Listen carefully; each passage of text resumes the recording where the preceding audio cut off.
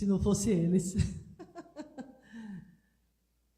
Então, vamos hoje voltar a falar sobre o tema depressão, suicídio, tratamento, espiritismo. Não é nenhuma palestra inédita. Várias pessoas do movimento espírita ou não espírita abordam essa questão. Aqui já estive várias vezes trazendo esse tema. E por que trazer mais uma vez? Porque é e sempre será uma necessidade, uma urgência falar sobre a depressão. Pode-se dizer que a depressão equivale ao câncer, o câncer da carne, depressão, o câncer da alma. Então, sempre vamos precisar voltar a falar sobre esse tema. Porque, infelizmente, ele sempre é atual. E cada vez mais crescendo o número de pessoas que apresenta essa enfermidade. Semana passada, eu estava na minha aula de Pilates. Eu não sei o que foi que aconteceu, eu acho que foi por conta do suicídio de uma moça há 15 dias atrás. É isso? E aí, alguém fez um rápido comentário, tinha 2 senhoras no momento, e alguém ventilou o nome depressão. E aí uma outra disse, isso não existe. Como já dizia meu pai, isso é invenção, e desculpe a expressão, frescura. É de quem não tem o que fazer. Esse é um tema que eu sempre estou trazendo e já estava me preparando para reacordar essa palestra e trazer aqui para vocês quando escuto isso. E cada vez que escuto um comentário semelhante, eu digo, mais do que nunca, é hora de voltar a falar sobre isso. Não para aquela senhora que equivocadamente acha que depressão é besteira, é invenção, é frescura. Mas que bom que podemos estar aqui, falando para vocês, dentro de uma casa espírita, onde me dá completa liberdade de poder trazer o tema dentro de um viés da psicologia, que é a minha área, dentro da psiquiatria, que também trabalho há 36 anos acompanhando psiquiatras em trabalhos paralelos, e dentro da visão espírita. Então, falar desse tema é essa urgência, porque uma vida que podemos salvar é um universo. Porque uma vida que pode se salvar pelo esclarecimento é uma família, é um pai, é uma mãe, é um irmão, são os amigos, colegas, que também são beneficiados. Então,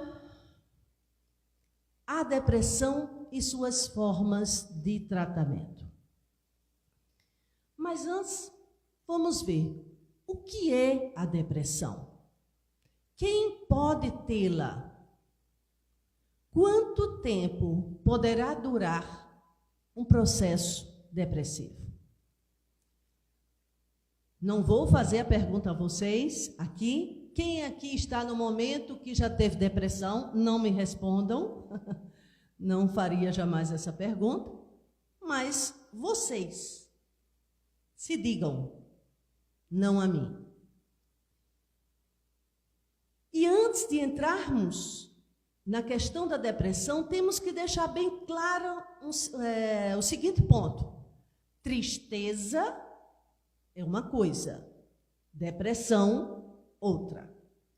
Não podemos dizer que diante de qualquer situação que a gente está mais para baixo, mais assim, como diz nordestino, jururu, mais deprê, isto seja depressão.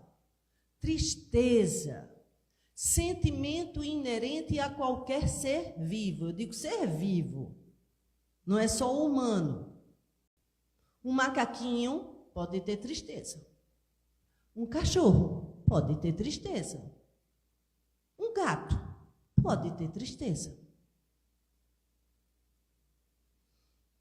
Um pássaro engaiolado, privado de sua liberdade, pode ter tristeza. E quem vê ele cantando dentro de uma gaiola, diz, olha como está feliz, cantando tanto, ele está cantando de tristeza muitas vezes. Tem as sofrências dos passarinhos também, deve ter, né? Está tudo na moda de sofrência, então os passarinhos já estão na moda há muito tempo, na sofrência deles. Então, tristeza é um sentimento normal, e eu digo produtivo. A tristeza, muitas vezes, nos leva a momento de extrema reflexão. A tristeza, ela me faz, muitas vezes, parar e pensar. Eu estou triste comigo. Eu estou triste com tal situação. Eu estou triste com a situação do país. Eu estou triste com a pandemia. E nessa tristeza, fazer inúmeros questionamentos. Eu estou triste com minhas escolhas. E isso me levar a fazer uma reforma. Não, eu não quero mais isso para mim. Isso não está me fazendo feliz. Isso não está me trazendo alegria. Eu vou mudar. Esse não é o caminho. Não é por aí que eu tenho que ir. E aí eu faço mudanças. A partir, muitas vezes, de um momento de tristeza. Normal? Mas aquela tristeza que chega, que se instala uma semana, 2 semanas, 3 semanas, lá vai meses ou anos, aí ela não é mais tristeza. Aí já entrou no processo depressivo. E aí ela passa a ganhar características de uma tristeza patológica, de um luto patológico. Então, ter tristeza, mais uma vez, deixando bem claro, sentimento inerente ao ser humano e a alguns animais. Mas, e a depressão? Quem é que pode tê-la? Só adultos? Só homens ou mulheres?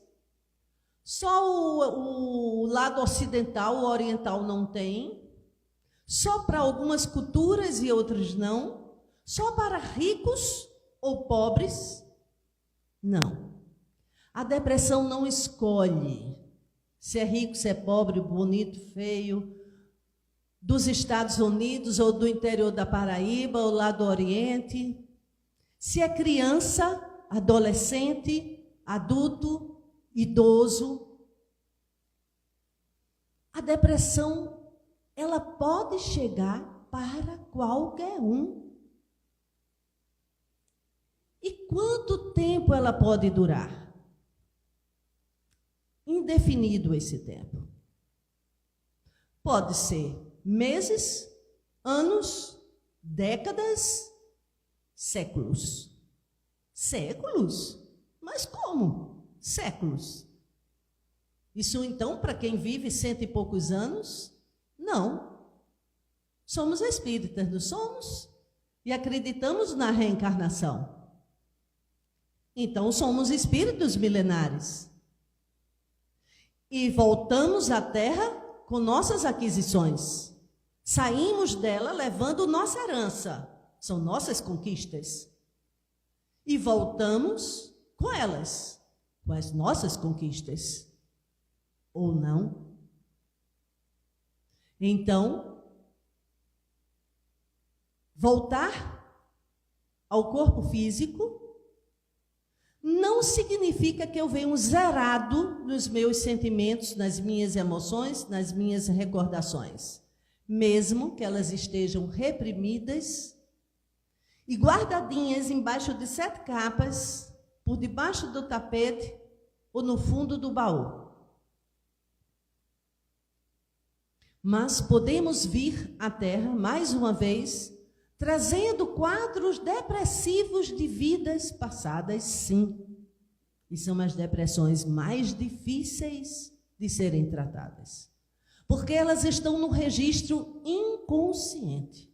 Você procura a causa no hoje, no aqui, no agora, e não acha. Você procura a causa na infância, nas relações familiares, não acha. Mas está lá, uma depressão que gruda, uma estrutura depressiva, que logo muito cedo a gente pode perceber em algumas pessoas, a gente chama uma distimia do humor desde muito cedo. Então, a depressão não diz quando vai chegar e quando vai embora. Sintomas da depressão. Vamos lá. Muitas pessoas, como eu disse a princípio, consideram a depressão uma invenção, preguiça, safadeza. É safadeza, é preguiça, é que não quer fazer nada da vida, não está com nada. É uma boa vida. E aí começam os xingamentos. De mãe para filho, filho para pai, e assim vai, de irmão para irmão. E muitas vezes não se compreende a depressão, até que se possa conversar sobre ela e entender seu mecanismo. Então, o estado de ânimo persistentemente triste, ansiedade ou sensação de vazio. Veja bem quando eu falo aqui, estado de ânimo persistentemente triste. É diferente quando eu só tenho uma tristeza por algum tempo e depois isso vai passando, eu vou voltando, eu vou me colorindo de novo, eu vou florescendo, eu vou saindo daquele momento tão triste e mesmo eu triste, eu não penso em me matar. Mesmo eu triste, eu não estou dizendo que eu não presto para nada e que minha vida não tem nenhum significado. Mesmo eu triste, eu não tenho pensamentos negativistas como no quadro depressivo se tem. E você faz o caminho de volta, você levanta, a velha música, levanta, sacode a poeira e dá a volta por cima, e não desanima. Então, é essa capacidade de se reerguer. Mas no quadro depressivo, essa tristeza permanece e vai tomando características mais intensas, vai se enraizando, né? Apresentando junto com isso quadros também, muitas vezes, de ansiedade e essa sensação de um vazio. Essa expressão vazio é uma das que mais as pessoas citam, a sensação do vazio. Pensamento de culpa ou de inutilidade. Os quadros depressivos, muitas vezes, carregam em si, a nível inconsciente, culpas, podendo ser desta vida ou de vidas passadas. E essa culpa, como eu já falei até em outras vezes, despertar para um sentimento de culpa e de arrependimento é bom. Me faz também mudanças. Poxa, estou tão arrependida daquela atitude que eu tive, daquela postura, daquela ação, daquela omissão, daquele meu comportamento. Eu estou arrasada, eu estou com vergonha de mim mesma. Muito triste eu fico. E aí eu disse, mas eu não quero isso para mim, eu quero mudar. E me esforço, tento, erro de novo, tento mais uma vez, até que eu acerto. Mas tem culpas que não servem para esse fim. Fazer mudanças, operar mudanças. Ela estaciona a pessoa no grau de extrema lamentação, autocondenação, autoobsessão, autossabotagem, boicote consigo mesmo. E aí empanca, porque ela não se permite ser feliz, porque carrega inconscientemente uma culpa extrema. Uma culpa que não foi elaborada, não foi pensada, ressignificada e superada. E tudo isso vai levando a uma autoestima baixa. Pensamento pessimista ou sentimento de desesperança, que aí vai fazer a ligação com o sentimento, a sensação de vazio. Então, são pessoas que vão perdendo o amor e a admiração por si mesmo.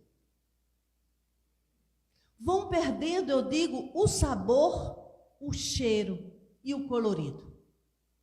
Vão ficando tanto faz. Muitas vezes, quando convidamos um deprimido para alguma coisa, é muito comum eles darem o quê? De ombro. Tanto faz. Se for, vai. Se não for, não vai. Se tem, tem. Se não tem, não tem. Para mim, tanto faz. E ele não consegue mais opinar. Ele não consegue mais escolher, decidir. E se faz, já acha que suas escolhas vão dar em nada. Porque ele não sabe escolher nada. Ele não sabe decidir nada. Ele deixa de acreditar em si, de confiar em si. Falta de interesse ou de prazer em atividades anteriormente satisfatórias, incluindo atividade sexual. Esse é um ponto bem marcante. Para quem tinha ainda vida sexual ativa, percebe isso nitidamente. Então, tinha pessoas da família que às vezes até comenta, mas olha, ela adorava ir para a yoga dela, yoga. Ela adorava ir para o grupo das senhoras lá do Viana de Carvalho na quinta-feira de tarde fazer um enxoval. Isso aqui é um exemplo, tá, gente? E agora não sente mais prazer. Ela adorava ir cantar lá no grupo Finito Bem, né, Thalita? Aí, de repente, Thalita não quer mais, que não é o caso, só como exemplo, não sente mais vontade de cantar. Já pensou? E André aqui sozinho, sem o Tomé e Bebé dele. Então, e aí vai perdendo o gosto. A dona de casa vai perdendo o gosto no seu jardim, no seu quintal, nos seus cuidados com a casa. A que trabalha fora vai perdendo o gosto, muitas vezes até de se arrumar, botar um perfumezinho, porque tanto faz. Porque tanto faz. Qualquer roupa é qualquer roupa. O cabelo vai de qualquer jeito. Batom, para que batom? Isso são mínimos detalhes, pequenos, aparentemente bobos, mas que quando você vai somando e olhando mais minuciosamente, você vai vendo os sintomas chegando e os sinais acontecendo e os recados chegando. Só que as pessoas pensam que a depressão já é aquela quando está no estágio final, a pessoa em cima da cama, sem tomar banho, querendo se matar, pronto, aí é depressão. Não, ela chega sorrateiramente, ela chega devagar, vai de pouquinho em pouquinho se infiltrando e chegando. E é preciso esse olhar atento, muitas vezes, da família. Não para condenar, criticar e dizer, tudo depende de você, depende da sua vontade. Mas o outro está se sentindo sem forças. E aí, o papel da família? O que é que a família pode fazer para ajudar? O meio social, o segmento religioso, o trabalho, os amigos. O que é que pode fazer quando começa a perceber alguém entrando nessa verdadeira areia movediça? Por mais que tente se mexer, mas ele afunda. O que fazer? Alteração do sono, isso é muito importante. Quem está com um quadro depressivo, ele tem essa alteração significativa no sono e no apetite. ou sono para muito ou para pouco. Ou dorme infinitamente. Parece o belo adormecido ou a bela adormecida. A vontade só é de ficar deitadinho na cama, cobertinho, lençolzinho, encolhido, muitas vezes em posição fetal, todo encolhidinho, de preferência janela fechada, cortina fechada, e ninguém me faça barulho. Ou aquele que dorme, mas não concilia o sono, acorda no meio da noite. E aí os pensamentos vão vindo, os pensamentos vão chegando. E quais são esses pensamentos? Serão otimistas? Programando uma viagem maravilhosa lá para Curitiba, Gramada agora, olha, maravilha. Nada, tudo, não, vai dar errado, tudo vai dar errado. Se ele programar uma viagem, vai dar errado, porque vai chover, vai fazer sol, vai ter queimado, vai ter enchente, o avião vai cair, tudo vai acontecer para dar errado, tudo vai acontecer. Enfim, os pensamentos, já vai pensar nas contas, vai pensar no passado, nas brigas, nos desentendimentos, nos relacionamentos, e aquele pensamento ruminante, que fica ali como cantiga de grilo. O apetite. Uns perdem o apetite totalmente e emagrece em um curto tempo de forma significativa.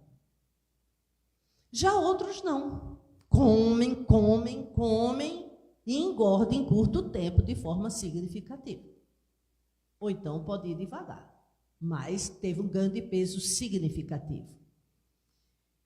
E come porque junto com a depressão tem ansiedade. E ele quer tampar o vazio. Ele quer cobrir esse vazio de alguma forma, ele quer preencher e dar um sentido. E as primeiras sensações de prazer e de bem-estar do ser humano está no registro do primeiro ano de vida, quando ele mamava.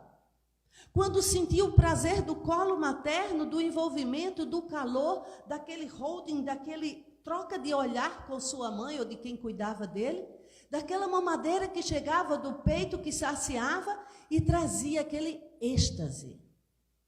E aí, por isso que muitas vezes a depressão vem associada à ansiedade que leva à busca da comida, porque ele está buscando de volta o peito de mamãe, ou a mamadeira, que trazia uma sensação, só que aí ele come, passa mal. Tem uns que botam o dedo na garganta, vomita, e o vazio continua. E aí tem uns que podem fumar, beber, ou droga. Ou vamos comprar todas as bolsas que eu vi lá no shopping. Vamos colecionar vários pares de sapato, ou várias camisas, ou vários brincos. E tome compulsões, na tentativa de dar um sentido à vida e de preencher um vazio e um oco. Só que por mais que faça isso, o sentimento volta. Porque esse leite não vai mais atender. Essa comidinha, essas pizzas não vão mais atender. O cigarro, o álcool, a droga não vai mais atender. E a tendência vai ser tentar tudo de novo. Então, é muito comum ver deprimidos com distúrbios do sono, da alimentação, né?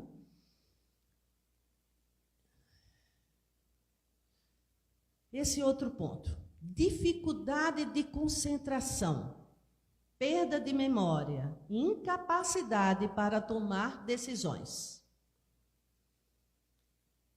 É muito difícil para quem está deprimido, inclusive fazer cursos, faculdade, trabalho. E alguns familiares dizem, olha, não quer nada, já trocou de 5 cursos e não para em nenhum. Não tem nenhum que ele se agrade. Não vai. Enquanto não tratar da depressão, não vai. Porque não vai encontrar interesse e sabor em nada. Está numa indefinição muito grande, num sofrimento muito grande.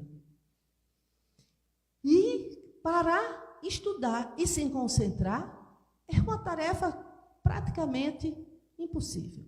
Começa Começa um curso, começa um inglês, começa um esporte, começa uma caminhada, até começa, mas não consegue seguir em frente. Muitas vezes param, ou na metade, ou logo no início, mas não consegue concluir muita coisa. Isso aí eu já falei, né? Perda o aumento de apetite e peso. Inquietação e irritabilidade. Nem sempre uma pessoa deprimida vai estar paradona, catatônica, inerte. Muitas vezes, pessoas que apresentam uma inquietação bem acentuada, uma irritabilidade, impaciência, intolerância, é igual aquele personagem, né? Tolerância zero, né? Aponta um dos sintomas da depressão. Sintomas físicos, como dor de cabeça frequente, problemas digestivos e dores crônicas. As dores crônicas falam e como? Nesse tema, eu sempre remeto a outra palestra minha. Tem uma que está no YouTube que ela tem assim: quando a psique e o corpo adoece, que é parecida com uma que é a doença, punição, processo de cura. Tem todas duas. Que aí eu vou enfocar mais nas doenças psicossomáticas. Que essas é o desafio de qualquer médico, né? Tratar de doenças psicossomáticas. Porque a causa não está na bactéria, não está no vírus, não está no fungo, não está numa disfunção qualquer. A doença psicossomática é o reflexo de uma alma que adoeceu. E ela tem que expressar isso de alguma forma. E muitas vezes o caminho da expressão é exatamente adoecendo. Adoecendo nas articulações, nas musculaturas, na enxaqueca, na gastrite, na síndrome do intestino irritável, nos problemas de pele, na queda de cabelo, na queda dos cílios, aftas, refluxo, prisão de ventre, câncer. Olha quanta coisa o corpo fala para expressar que a alma está em sofrimento. Os movimentos se tornam mais lentos, diminuição da gesticulação que acompanha a fala e o andar. Quando não é aqueles casos que estão muito movidos a uma grande irritabilidade, a grande tendência de um quadro, de você ver uma pessoa em estado depressivo, até pela sua postura física. Ela é mais curvada, ela é mais caída para frente, o seu olhar está mais para o chão do que para o alto, a sua voz é mais baixa, menos perceptível. Então, porque o próprio corpo acompanha esse movimento do casulo, do encolher-se. Eu diria da posição fetal também. Enquanto eu estiver falando muito, gesticulando, eu estou beleza, viu, Thalita? Quando o povo chega aqui no centro, geralmente eles me veem a 1000 por hora, né?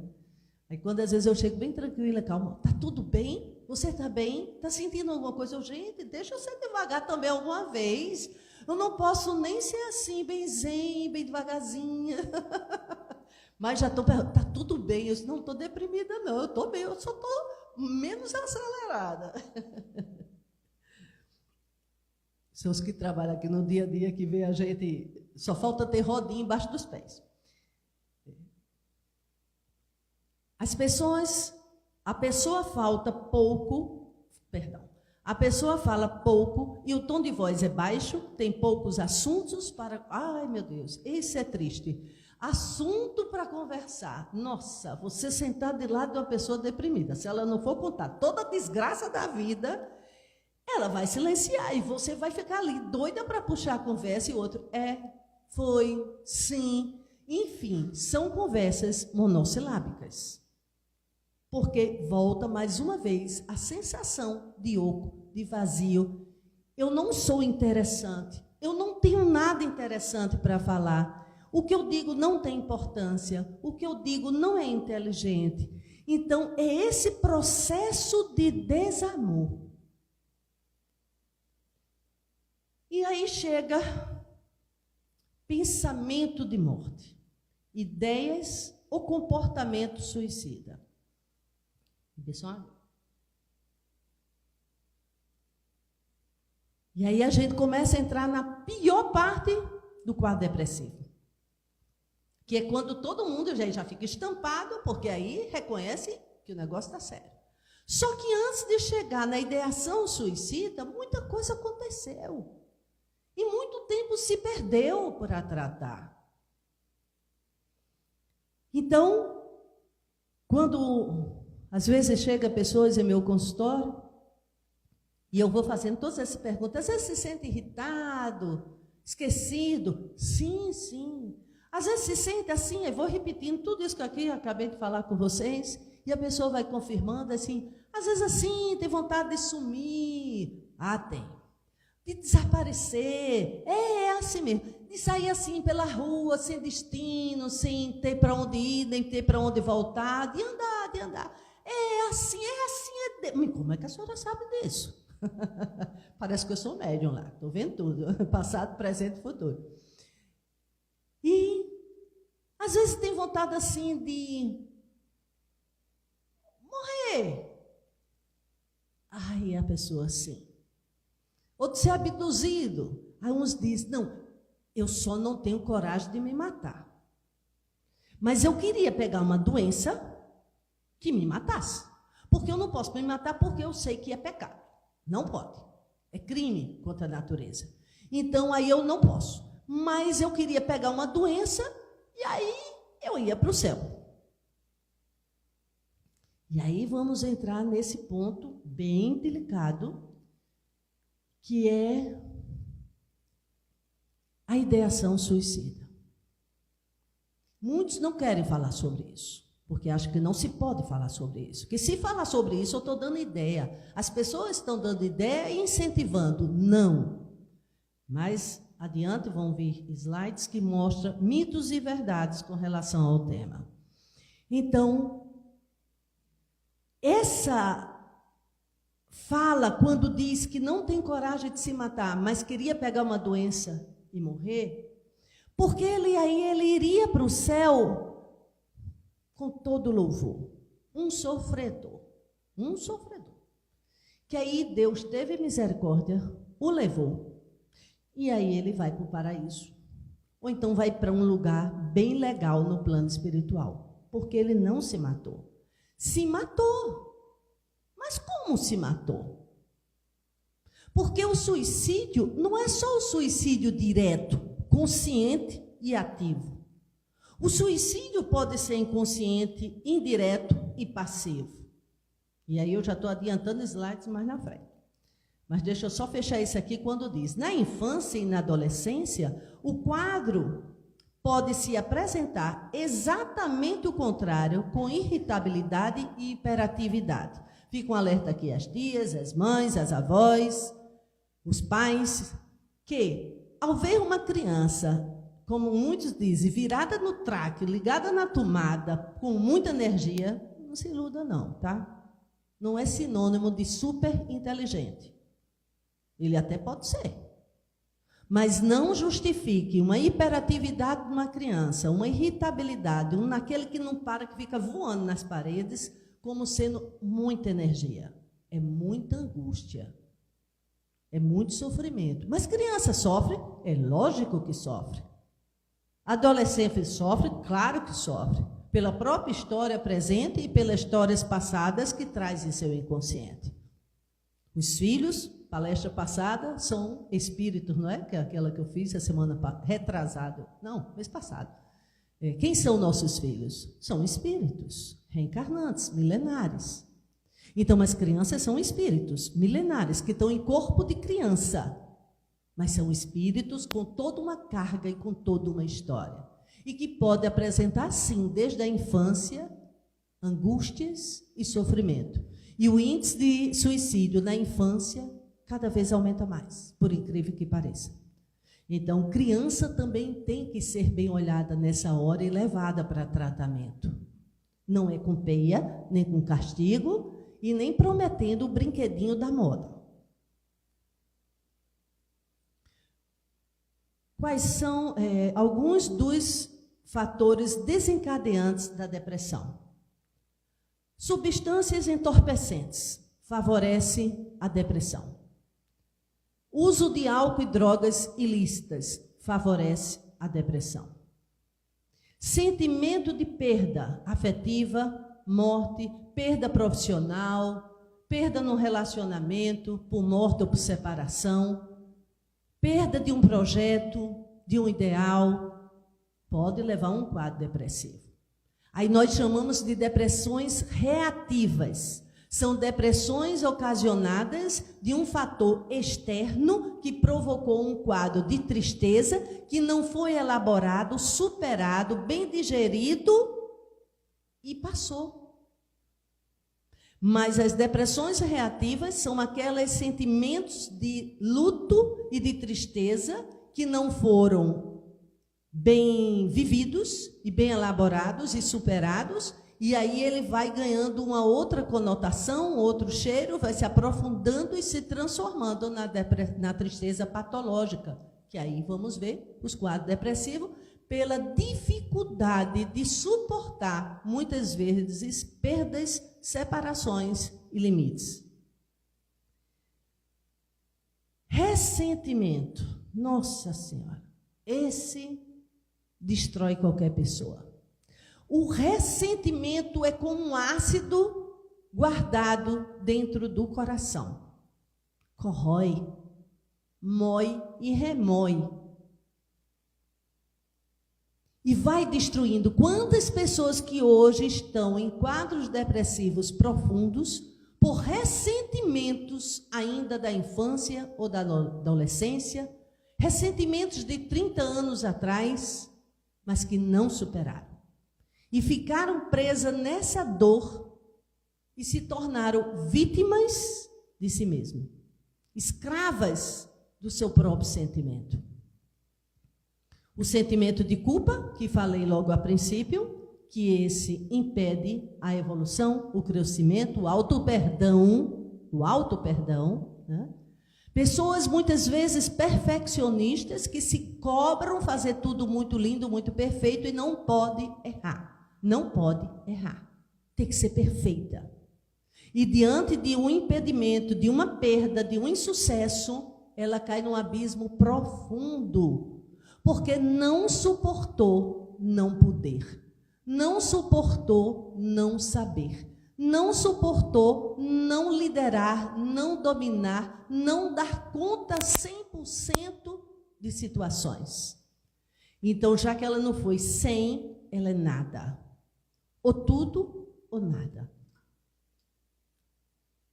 E aí, tudo isso junto vai a fazer o quê? Abrir portas.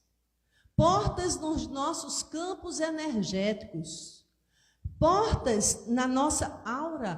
Portas nos nossos sentimentos mais profundos que vão nos deixando mais vulneráveis, susceptíveis.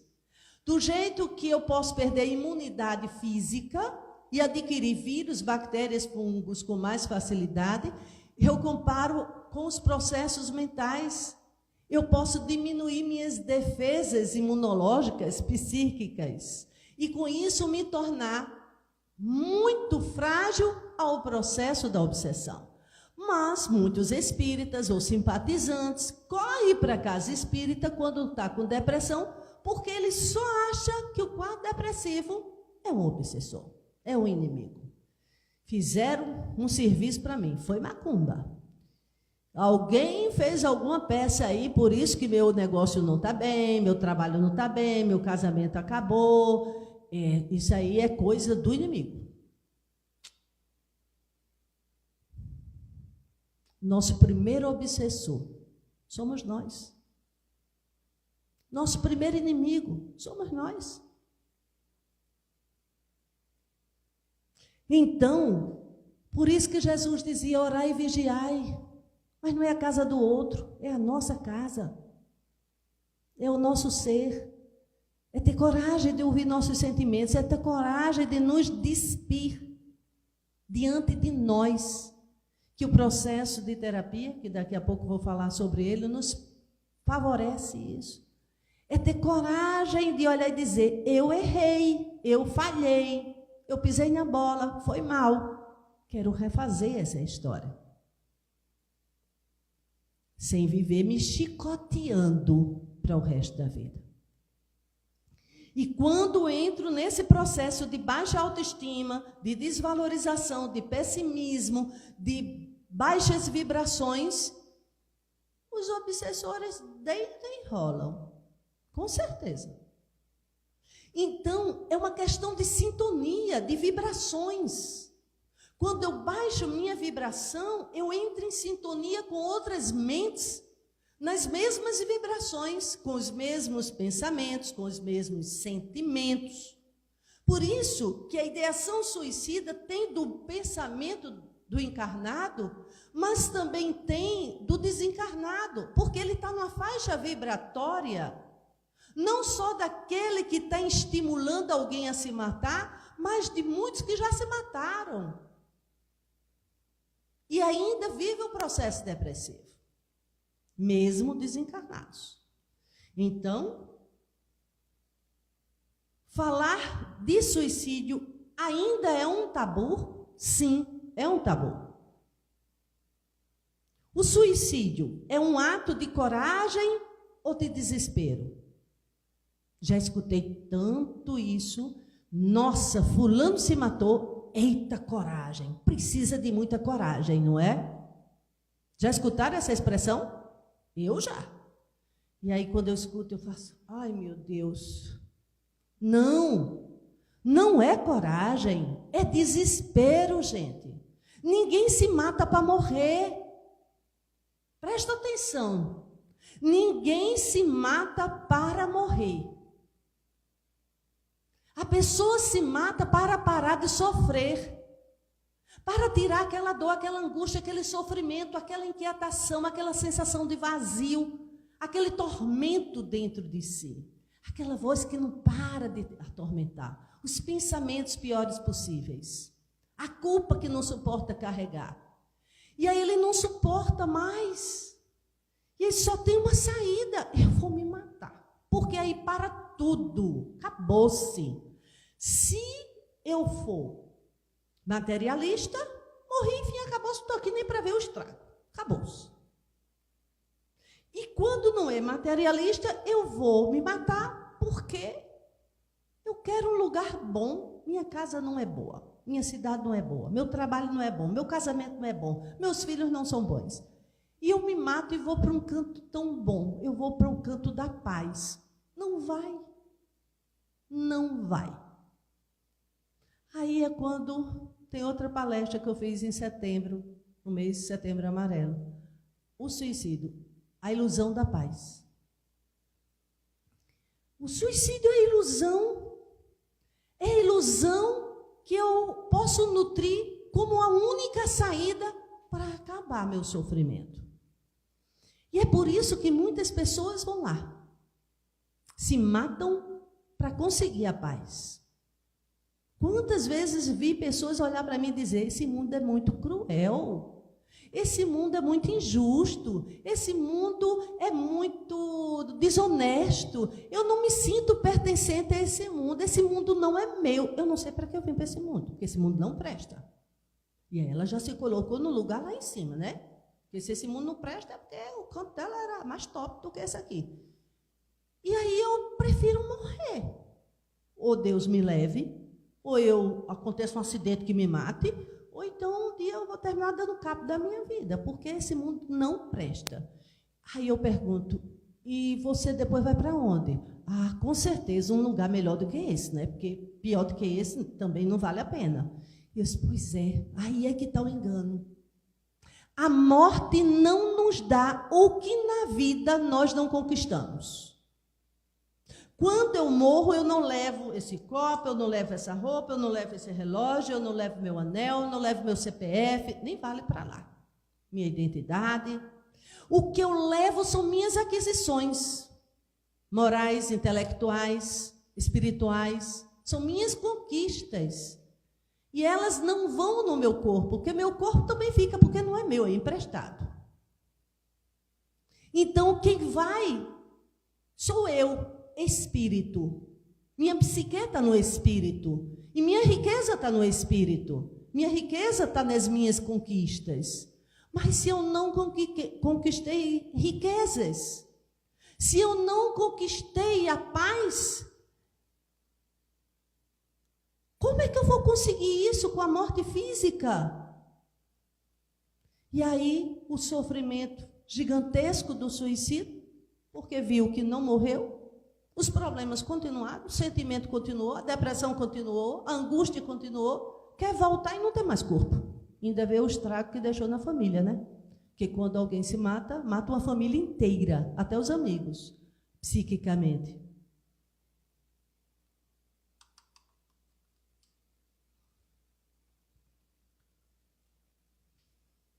E o que leva uma pessoa a cometer suicídio? Em toda essa fala minha, eu creio que já dei muitas respostas com relação a esse questionamento. E aí deixo que vocês reflitam sobre isso. Voltando ao que eu falei um pouquinho atrás sobre o suicídio direto e o suicídio indireto. O que poderia ser o suicídio direto ou indireto? Uma pessoa, vou dar alguns exemplos, tá? Ninguém tome para si. Ninguém toma. Tem nada a ver com vocês aqui. Uma pessoa que bebe e anda em alta velocidade. Podemos dizer que ele é um suicida? Podemos. Uma pessoa que usa droga. Podemos dizer que ele é um suicida? Sim. E não é só crack, LSD, morfina, cocaína. Não. Um fumante do Hollywood, não sei nem se ainda existe. Uma cachaçinha aprumada todo dia.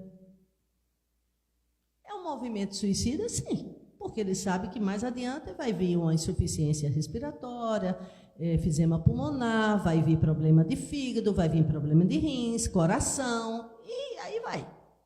Uma pessoa que é diabética, que come ignorando suas taxas, mergulha numa torta. Como que é uma beleza? Ainda se gaba do quanto que comeu, da qualidade de tudo no mundo. É um suicida? É. A diabetes trabalha em silêncio, vai destruindo tudo por dentro, quietinha, se não tomar conta. Eu sou diabética e minha taxa é 100, 90, 95, bem disciplinada, viu? Senão não dá nem o exemplo. Minha taxa é tranquila, vivo muito bem com ela. Mas tem pessoas que ignoram isso. Tem pessoas que olham para mim e dizem, detesto médico. Só fazem inventar doença. Ir para médico é sair lá com um monte de exame e eles inventam doença até que não existe. Por isso que eu não vou para médico. Ah, não. Qual foi a última vez que você foi à sua ginecologista? Eu não me lembro não, acho que faz uns 10 anos. É um suicídio. É um descuido consigo mesmo. É um relaxamento consigo mesmo. Porque se sabe que a mulher tem que fazer todo ano exames para ver se tem câncer de útero, de ovário, de mama, e que o diagnóstico precoce evita males maiores. Não é, olha, está nas mãos de Deus, é se Deus quiser. Não invente essa, de botar Deus como responsável pela nossa irresponsabilidade.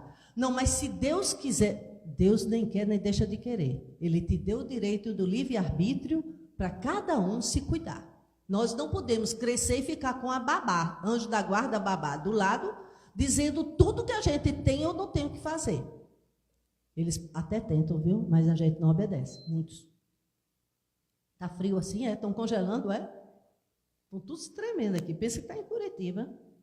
Então, um hipertenso, que gosta de uma picanha, junto com isso, com a cerveja. Menina, eu fui ali para a casa do meu compadre, comi uma picanha, olha, estava dessa grossura de gordura, com uma buchada e uma feijoada. Depois o cara fica botando o bofe pela boca.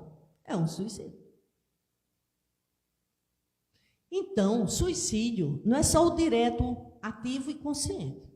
Então, pense em cada um de vocês aqui, se muitas vezes não tem uma conduta suicida. Podemos sim. Mas tem jeito. Contanto que não chegue na fase ativa. E o suicídio direto e consciente, eu não vou detalhar, tá? A gente não pode detalhar. Isso não é da ideia. E o sino está batendo, me dizendo que o tempo está acabando. Agora eu vou tentar correr. Mitos e verdades sobre o suicídio. Mitos. Falar sobre suicídio aumenta o risco. Mentira, não aumenta risco nenhum. Verdade. Falar sobre suicídio alivia a angústia e a tensão. Mitos. Mostrar que há pessoas que sofrem mais que ela. Quando se vê um deprimido, diz, por que você está deprimida? Você não tem que estar sofrendo? Ó, fulaninho sofre muito mais do que você não tem nem direito de sofrer. Minimizar a dor do outro. Cada um só sente a sua própria dor. A gente imagina a dor do outro, mas cada um só sabe o que é a pedra que carrega em seu sapato. Pode ser que o outro esteja carregando um paralelepípedo no sapato e não está nem aí. Mas isso é a capacidade dele de suportar um paralelepípedo. De repente eu posso estar com uma pedra do tamanho de uma azeitona ou de uma ervilha e ela ser gigante para mim, porque a minha capacidade de suportar é diferente. Então eu não posso comparar com os outros. É menosprezar a dor da pessoa. O verdadeiro seria mostrar respeito, compaixão e ouvir sem julgamento. Mitos. A pessoa tem o livre arbítrio de decidir se quer se suicidar ou não. Agora está uma moda aí, né? Se eu adoecer de um câncer, eu vou pedir autorização e vou ter um suicídio assistido, eu tenho direito. Não, o direito dela, ela se mata se quiser. Verdades. A pessoa está passando por problemas mentais que interferem na percepção da realidade. Um deprimido, ele está privado 100% de suas percepções e de suas escolhas. E nessa hora, precisa que alguém tome a frente, dê a mão, acolha, assiste, tome decisões. Carregue muitas vezes no colo, para depois, quando começar a se tratar e melhorar, e bota no chão, dá uma tapinha no bumbum e diz, agora tu anda, agora tu já pode andar sozinho. Mas, de princípio, precisa de ajuda, sim. Mitos. Quem diz que vai se matar, não faz. Isso era muito falado. Ah, não, fulaninho vive dizendo isso direto. Ele está dando avisos. Só ainda não concretizou. Mas não pense que quem diz nunca vai fazer. Até usam a expressão baixa. Quem late não morde. O cachorro que late não morde. Ainda usam essa expressão. As pessoas que pensam em cometer suicídio falam ou dão sinais. A desinformação é a principal barreira no auxílio às pessoas que podem estar em risco de cometer suicídio. Achar que a depressão é invenção, é frescura, depende de você, depende do seu querer. E diminuir, menosprezar e ridicularizar aquela situação. A depressão é doença, gente. É uma doença psíquica. E que muitas vezes a causa também está na parte orgânica, com a deficiência da produção de noradrenalina, dopamina, ocitocina, cortisol, inúmeras substâncias que vão favorecer um processo bem legal das sinapses, dos neurotransmissores. E precisa entrar na medicação com certeza para equilibrar os hormônios que não estão em boas produções. Por isso que a medicação não é quem não tem fé, quem não pensa em Deus, quem não acredita em Deus, quem não tem religião, quem é fraco. A medicação é tão necessária como um cardíaco precisa, um hipertenso precisa, um diabético precisa da medicação. Do mesmo jeito, o deprimido também precisa, e não é vergonha nem pouca fé, é necessária. O acompanhamento psiquiátrico não é desonra, não tem que se esconder e mentir para a família, esconder a caixa de remédio. O psiquiatra é tão necessário na vida como é o cardiologista. E a psicoterapia, ela vai dar um suporte junto com a medicação, que sem ela é caminhar com uma perna. Então, é necessário, sim, o acompanhamento psicológico, dentro da linha da psicologia que mais a pessoa se identifica. Eu trabalho dentro de uma abordagem de base psicanalítica, mas muito querem a cognitivo-comportamental, ou outras tantas que tem por aí. É uma questão de aonde eu me identifico. Eu trabalho com a psicanálise, porque vou no simbólico, no imaginário, nas fantasias, no inconsciente, no passado. Então, em todas as questões que a psicanálise trabalha, porque é onde eu me identifiquei. Mas outras abordagens vão trabalhar por outros caminhos, mas o objetivo é um só, o encontro de você consigo mesmo, a superação de suas dificuldades, o auto-perdão, o ressignificar a vida, o fazer uma nova leitura, o sair de posições de autocobrança ou de ressentimento que estaciona na vida, impedindo da criatura dar passos para frente e olhar para o horizonte. Porque o deprimido, ele vive preso ao passado, olhando por um retrovisor. Essa é a diferença. O otimista, ele olha o horizonte, o pessimista, o deprimido, ele olha a vida por um retrovisor, pelo que aconteceu.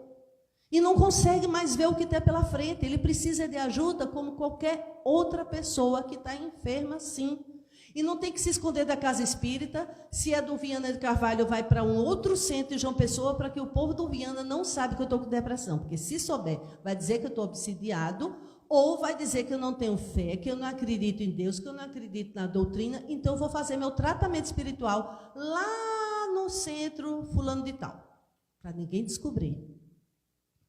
É aqui. Quem é daqui é aqui. Se quiser outro vai, mas não porque vai se esconder.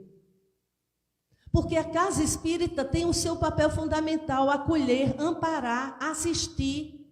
E aqui é uma escola. A doutrina espírita é uma escola, o planeta Terra é escola. O centro espírita é uma escola, é um hospital e uma oficina. Um hospital porque aqui só vem quem está enfermo. Escola porque todos somos alunos. E oficina porque todo mundo está aqui para se consertar. Se tivesse nível superior, não estaria no planeta Terra, estaria em outro mais evoluído, que um dia a gente chega lá, talvez 3.000 anos, 4.000 anos, não sei. Mas quem sabe, não é? Um dia a gente chega lá, se não andar para trás, né? Tem que fazer direitinho a lição. Os tratamentos já adiantei, porque minha hora já se esgotou, sempre. Eu um dia vou me corrigir com essa indisciplina, e quando eu começo a falar, e vai vindo as ideias, e eles vão soprando, e eu quero parar, e não paro. Vocês vão ter que agora fazer assim, Eva, fim, acabou-se, 8h30, tá bom, chega, a gente já não aguenta mais, aí eu, tá bom, agora eu paro. Mas, enfim, quais tratamentos podem ajudar quem passa pela depressão e ideação suicida? Já antecipei, a psicoterapia, o acompanhamento psiquiátrico e assistência espiritual. A assistência espiritual. Algumas nos procuram sempre e dizem assim, vocês fazem tratamento de obsessão, vocês fazem tratamento para isso e isso. Aí uns vêm aqui jurando que vai chegar, vai ter um médium que vai dizer passado, presente e futuro, que vai fazer umas técnicas assim, bem místicas, bem fenômenos. Esse centro é bacana, é legal. Nossa, eu fui lá, olha, a mulher fez isso, fez aquilo, jogaram isso. Vai ter isso não. Vai ter campanha do quilo para tratar da depressão. Vai ter campanha de São Francisco. Vai ter a Fábrica da Alegria. Vai ter o Amigo Doador. Vai ter palestra, cursos, estudos. Um caldeirão bem grande para fazer no sábado de manhã de sopa para as vovozinhas e para a gente levar para a rua, para os moradores de rua. Esse é o tratamento espiritual daqui. É a palestra, é receber o passe, é fazer esse propósito consigo mesmo. Eu sou responsável por mim. Eu quero melhorar. Com a ajuda de pessoas que me amam, que se preocupam comigo, sim. Mas se colocar nesse lugar de recomeçar. Então, o acolhimento fraterno nós temos aqui, no sábado de manhã, na quinta-feira de tarde. Conhecimento doutrinário. Meu Deus! O que essa doutrina nos diz? O que essa doutrina nos ensina? Ela é libertadora. Não pelo número de passes que tomamos, Não porque o médium, aquele que é bambambó, é o top dos top, o médium disse isso, isso, isso. Não, não, não. Mas pelo quanto que eu absorvi da doutrina que estudei, e que essa filosofia encantadora que é a doutrina espírita conseguiu operar em mim transformações. Por isso que a cura não vem de fora, a cura vem de dentro. O passe é excelente, equilibra os chakras, as energias, mas se eu não tiver susceptível, se eu não fizer por onde, recebo o passe aqui, dê uma equilibrada, chego ali na porta, passa uma pessoa, eu posso usar de discriminação, um xingamento, ou uns pensamentos, pronto, já se foi o passe, desequilibrou tudo de novo. A aguinha fluidificada, posso tomar? E se eu não mudo meus pensamentos, não faço a minha reforma íntima, não busco as minhas conquistas e vencer o meu próprio vício da alma, dos pensamentos e da escravidão, porque a gente se aprisiona dentro de si mesmo. Então, essa cura não vem de fora. Os trabalhos sociais, a prece. Porque na hora que eu faço tudo isso, e que penso que estou fazendo só por mim, eu estou mudando o padrão de vibração, eu estou mudando sintonia, eu estou mudando os pensamentos, eu estou produzindo outra luz, eu estou produzindo outro colorido. Pode ser que alguém que esteja do outro lado não esteja muito satisfeito com a mudança, e aí vai tentar boicotar, atrapalhar, para que você vai, que besteira, deixa isso para lá, olha, hoje você vai ter dor de cabeça, fica em casa, vai chover, não vá para o certo. O pneu do carro fura, tudo acontece, para não dar certo. Mas a gente pode ser nessa hora também teimoso para melhorar e vir. E quando tudo isso começa a acontecer, e as vibrações e as sintonias vão mudando, eu entro em outra faixa vibratória. E quando eu subo nessa faixa vibratória, o que é que acontece? Eu recebo influência de outras mentes mais saudáveis, de outras mentes mais alegres, de outras mentes mais felizes. E aí eu influencio e sou influenciada. Obsessão o que é? Influência de uma mente sobre a outra. E essa obsessão não precisa ser só ruim. Essa interferência na mente de outro pode ser boa. Thalita pode me dar uma ideia maravilhosa e me influenciar para um projeto maravilhoso. Como você foi influenciada na Fábrica da Alegria, está vendo? É uma influência sobre sua mente. Agora ela é a peruqueira do pedaço. Ela agora está especialista em peruca de lã para as criancinhas do Laureano. É agora a titular peruqueira. Vocês depois precisam ver nosso projeto. Então, quando você começa essas vibrações mudarem, os pensamentos, as atitudes, o começo é difícil, sair do marco zero para andar, para fazer um movimento contrário. Imagina aí quem faz canjica, está na época de São João, todo mundo mexendo assim, mexendo. Vamos mexer o contrário. O que é que acontece a princípio? Com o líquido. Fica todo desgovernado, mas depois ele pega o ritmo de novo, não é assim? Às vezes nossa vida está girando assim, em um giro péssimo. É preciso dar o caminho de volta e vai ficar a princípio aquela coisa bagunçada, aquele ondas, mas depois encontra o ritmo e vai. O CVV, quem não encontra um psiquiatra na hora, um psicólogo, a casa espírita está fechada, liga para o CVV. O CVV pode salvar vidas. Quantas pessoas que naquela hora estavam pensando em se matar, ligou para o CVV, bateu um longo papo não, né? Que a pessoa é que fala, o outro escuta. E só o fato de falar, a pessoa aliviou sua angústia e foi uma vida que foi salva naquele dia. Então, o CVV está aí disponível para todo mundo 24 horas. E aí eu finalizo com o que eu já tinha falado anteriormente. Ele mudou recentemente o número. Aqui está...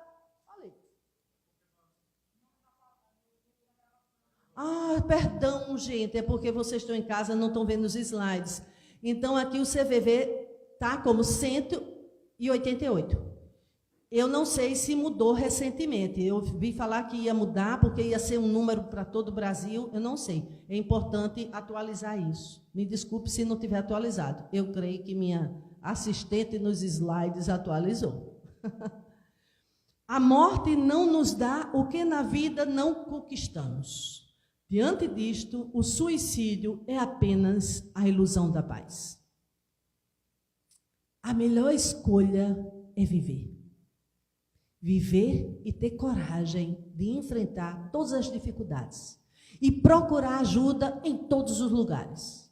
Fazendo esporte, caminhada, sim é bom, dança, um monte de atividades bacanas, mas se não fizer o acompanhamento psicológico, psiquiátrico, não adianta.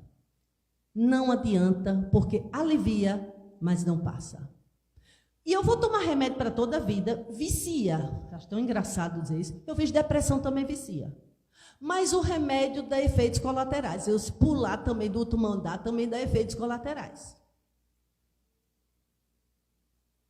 E eu acho tão engraçado essa preocupação às vezes, mas não vai dar dependência. É melhor dependência do remédio do que dependência de pensamentos negativistas. Então, não é humilhação, não é vergonha. É algo que precisa ser tratado. Então, se você já tiver, ou tem, ou conhece alguém, ajuda, dá a mão, não condena, não critica, não julga. Estende a mão e aponta os caminhos que podem ajudar a uma pessoa a voltar para a luz e não tentar encontrar a paz em um abismo. Muita paz a todos.